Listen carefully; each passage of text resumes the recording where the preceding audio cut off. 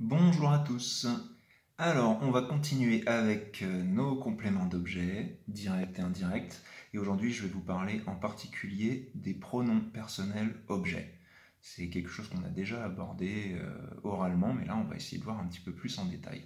Et on va s'intéresser particulièrement aujourd'hui aux pronoms personnels objets directs, parce que les indirects sont un petit peu plus délicats. Alors, regardons cet exemple. On a un dinosaure, Totoro, et voici cette phrase. Le dinosaure regarde Totoro.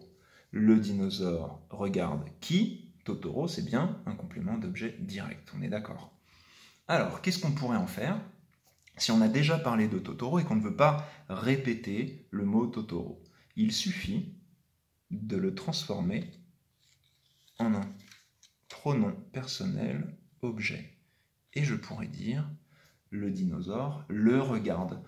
Ce mot-là ressemble malheureusement beaucoup à un déterminant, mais il s'agit bien d'un complément d'objet direct, c'est un pronom personnel objet. Ce le-là n'est pas du tout un déterminant, parce que regarde n'est pas un nom, c'est bien un verbe. Donc ça fait partie du groupe verbal. Le dinosaure regarde quoi? Totoro, il est ici. Je donne un deuxième exemple avec le verbe attaque. Et je vais changer de Totoro, vous allez comprendre pourquoi. Et si je veux, comme à la phrase précédente, ne pas répéter le mot Totoro, qu'est-ce que je peux faire? Le dinosaure l'attaque. Et surtout pas le attaque, comme j'entends très souvent. Tout simplement parce que le verbe qui vient juste après commence par une voyelle. Donc je ne peux surtout pas dire le attaque. Ça n'est pas français. On va devoir mettre une apostrophe. Le dinosaure l'attaque. Je reviens sur le verbe regarde. Et si on prend maintenant Totoro et son mini Totoro qui est juste à côté, qu'est-ce que ça peut donner? Le dinosaure regarde Totoro et petit Totoro. Tout ça, je vais le remplacer par quoi? Par les.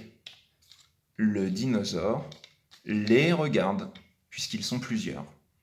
Ça va pour ça? Et maintenant, on va voir le dernier exemple avec un complément d'objet direct qui serait féminin. Alors voici Bulma, que vous connaissez bien, la copine de Son Goku. Et voici cette phrase, le dinosaure regarde Bulma. Bulma étant une fille, le pronom personnel objet qui la remplacera sera la. Bulma la regarde. Le dinosaure la regarde, pardon. Regarde qui? Bulma.